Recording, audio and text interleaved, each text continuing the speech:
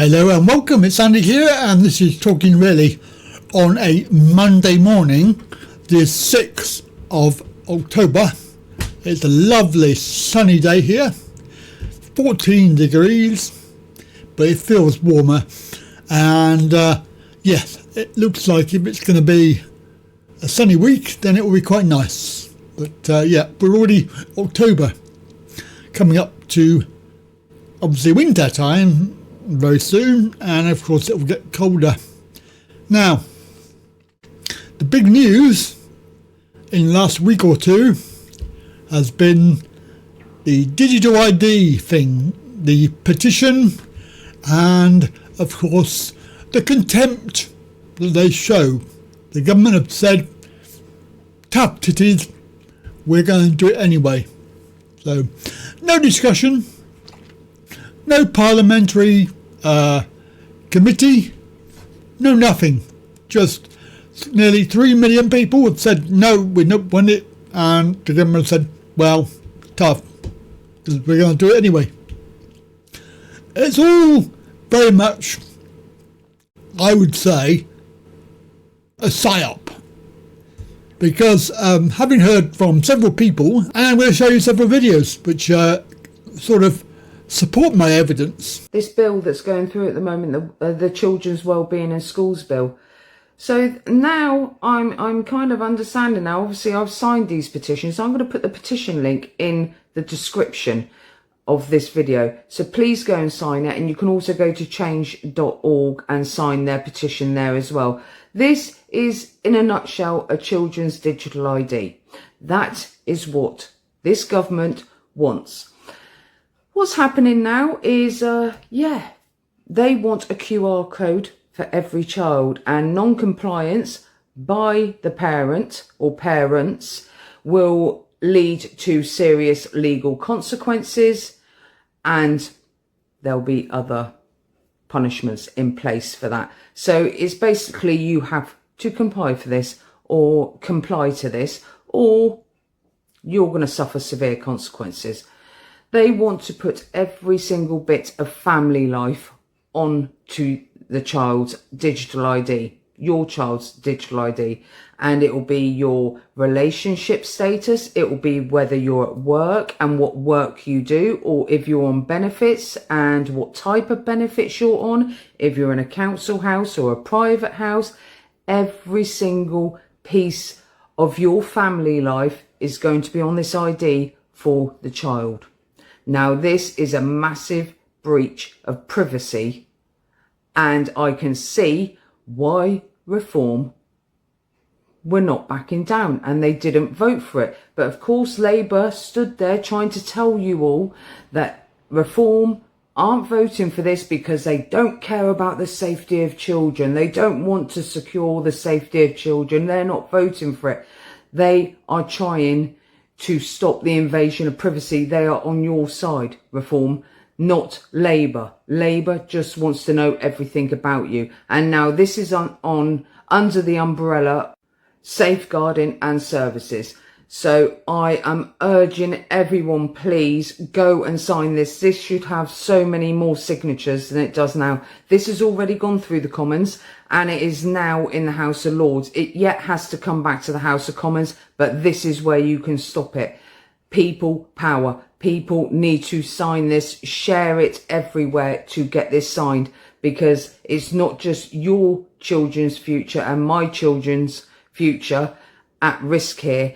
This a total intrusion into family life, and what the government are going to do with it, nobody knows. But I did say, and many others have said before as well, they said it, our children are next. But the thing is, they don't care, because they've got a plan, and the plan is all of this is just a distraction. Because if you look into it, and I'm going to show you the video right now, the whole thing is already underway. Guys, I'm just sitting in my car catching up on stuff because there is so much stuff all day to go through. I'm waiting for Alice to come out of her Irish dancing, And I had a closer look at this children and wellbeing bill, which has always been a horrid bill because of the control it exerts. But it has been pointed out to me that within that bill, there is a massive section that will mean that our kids get a digital ID that will track everything about them, all of their personal data, their health status, their educational status, everything, and it will be shared widely as needed, and it just goes with them when they're 18 into adult digital ID. So we need to get rid of this. I mean, the thought of my little one being tagged and followed by the government is so horrific that Alan Miller Together has just shared me this petition. So I'm sharing it with you, and I would ask, please sign this petition too. You've been brilliant on the digital ID petition. This is the same thing, but actually you could almost say it was more sinister, because kids don't get an opportunity to opt in or out of this, and once in it, that's it, they're caught for life. So actually we the adults are the big problem, because we're saying no, or lots of us are, but kids, they're just going to get it, and it's all set up. So please sign this petition and share widely. So we have this bill going through Parliament at the moment. It's going through the House of Lords, which means that the Parliamentary Commons have already discussed it and approved it. So it's well down the road to law. And what they're doing is they're going to make it ID for kids, because they don't care about the adults. The adults, they know, will say no. They will say no because they don't want it, blah, blah, blah. They know that they don't want it, and the only way they're going to get this in long term is to force the children to have it, because then when they grow up into adults, they won't know any difference, which is exactly what's been happening in Asian countries, Korea, China, places like that, where everybody accepts it because they've grown up with it, and they've been, obviously in the beginning they were forced to have it, and of course it's slightly different there, because they will force you or imprison you or whatever, but they now have a population that, when you look at the videos of say North Korea, how everybody there is, oh, we love him, he's Kim Jong, whoever he is, he's our saviour, blah, blah, blah. He's a semi-god, as far as they're concerned. He can do no wrong. Yet, what he actually is a commie dictator. Yeah, a communistic dictator in charge of a country where the elites have everything, and the poor, they work the land and they produce the food, but they have nothing. And this is exactly what communism is all about. The people in charge have everything, and you and me have nothing. That's coming to the UK if we let it, but it's coming in by the back door, apparently. Really? Not really interested in your generation because you'll die off. So we're really interested in your children and then their children, because they won't know any different. And that's exactly where this story starts. Because in the Lords at the moment is the Children's Wellbeing and Schools Bill. You're literally going to need a stiff drink for this. Because they can't push it onto adults, and they know they can't, it was probably a distraction last week anyway, so that everyone stopped talking about their funding. But because they can't push it onto adults, refuseniks like us won't play the game, they'll build it into the next generation. And by the time those children grow up, they won't know life without it.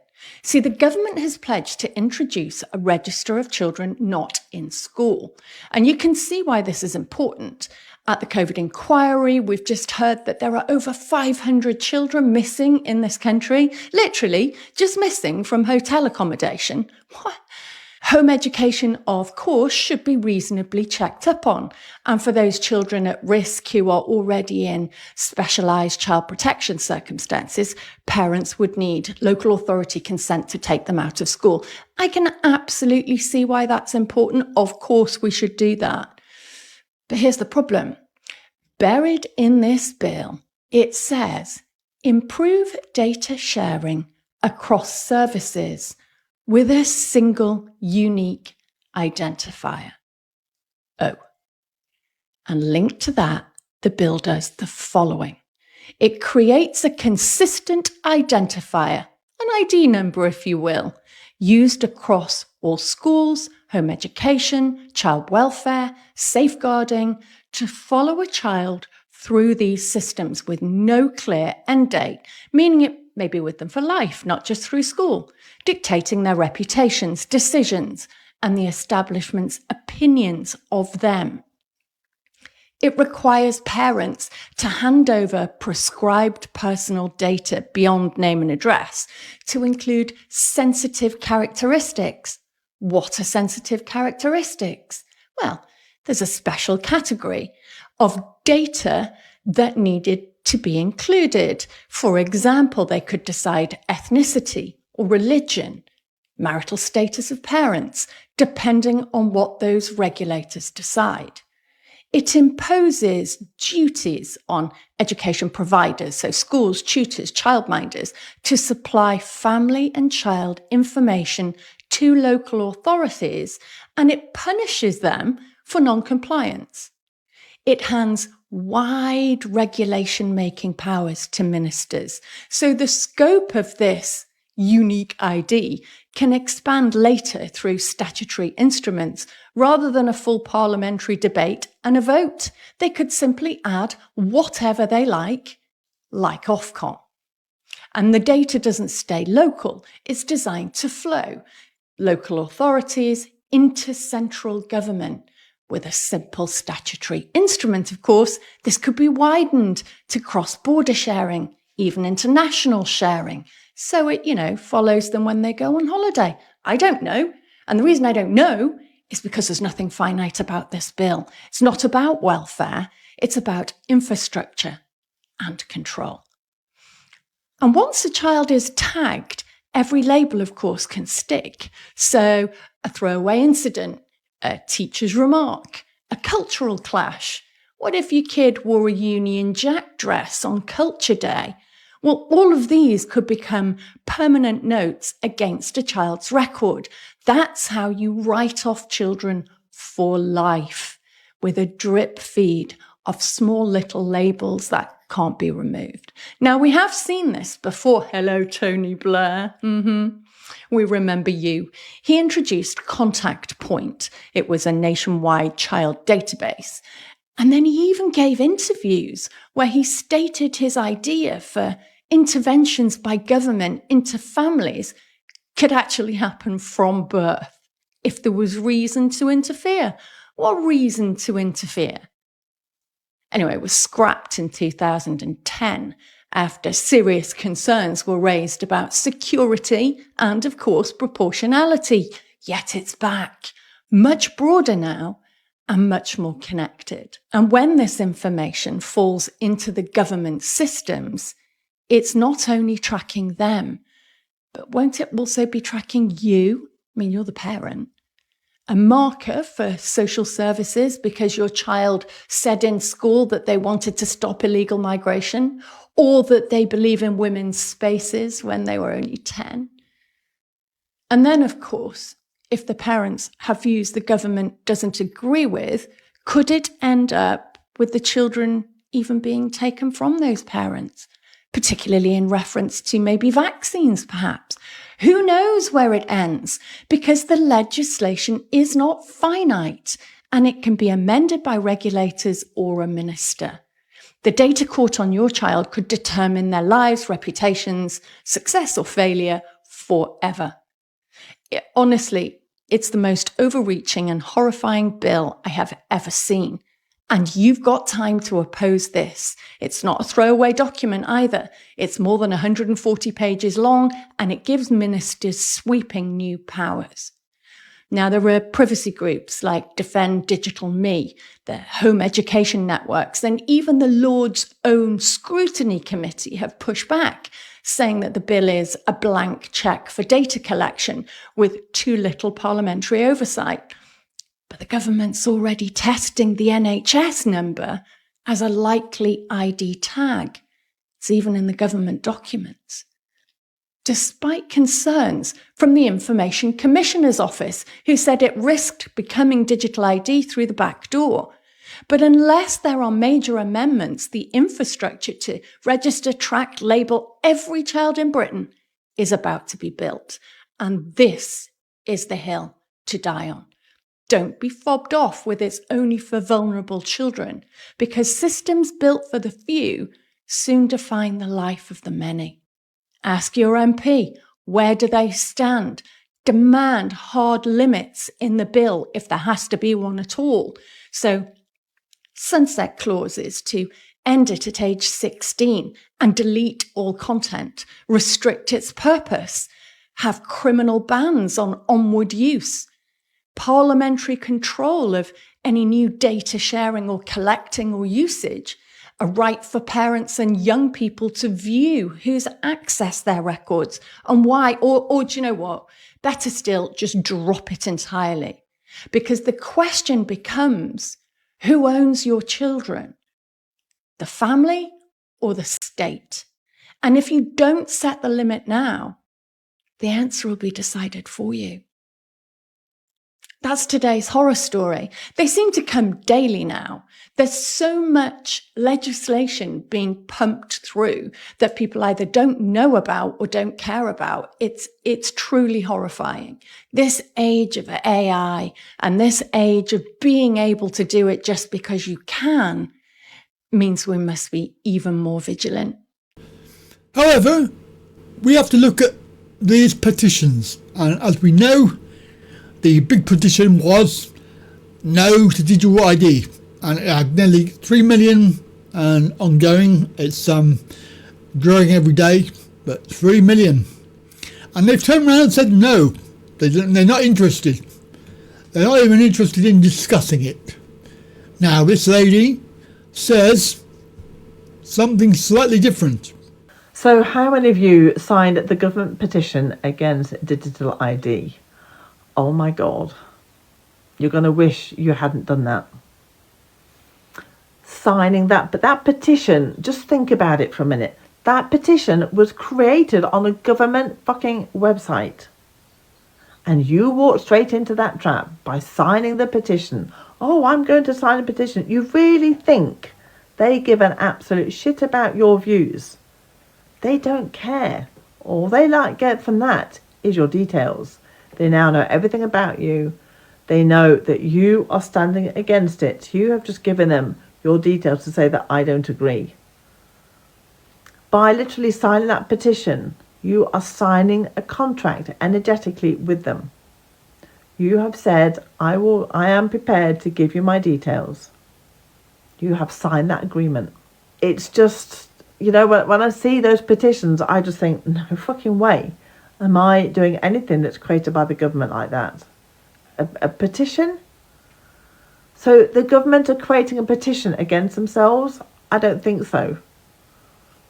It's a smokescreen. It's something else that hides behind it. Start tuning in when you see things like this. Don't do it because everybody else is doing it. Have you signed the petition?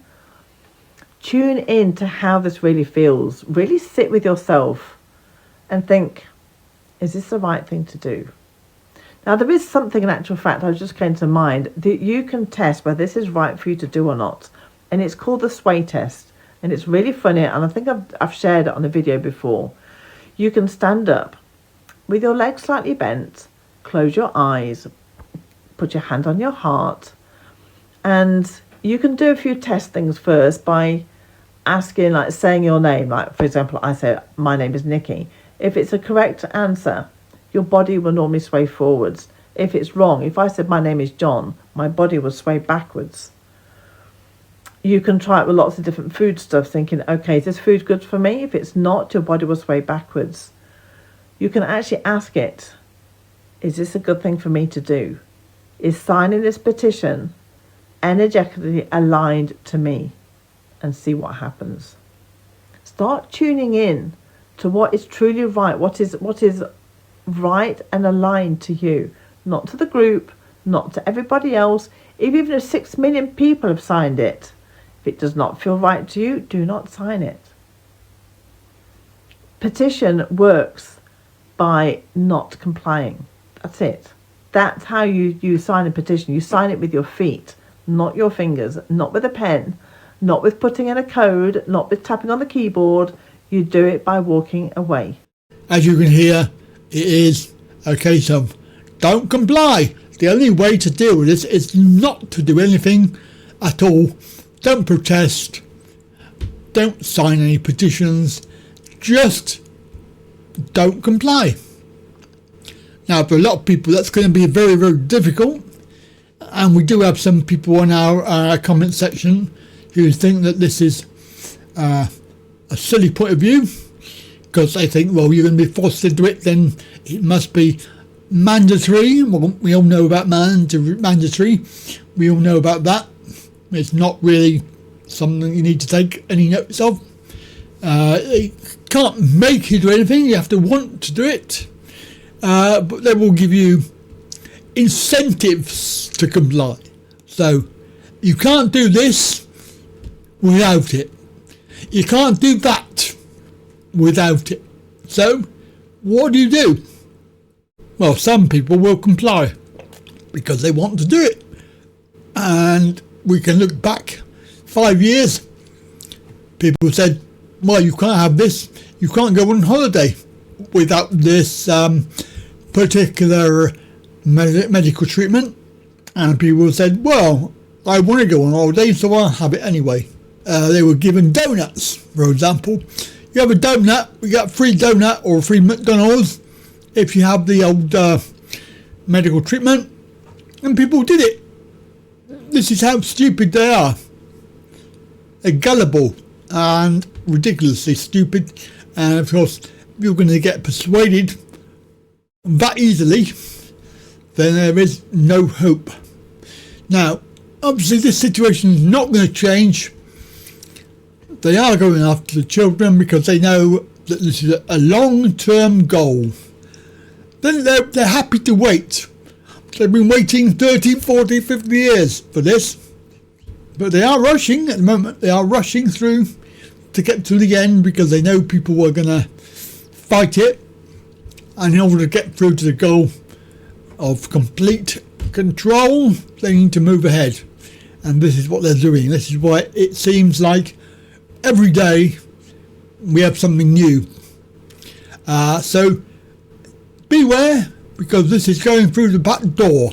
As I said in my other video, there's already a law gone through that will allow them to do this, and this is just another one. So they're going to go after the children. When the children grow up, they will know no difference, and they will accept, just like our teenagers and everything else. They use their mobile phones to pay for everything via their mobile phone. They do everything on their mobile phone.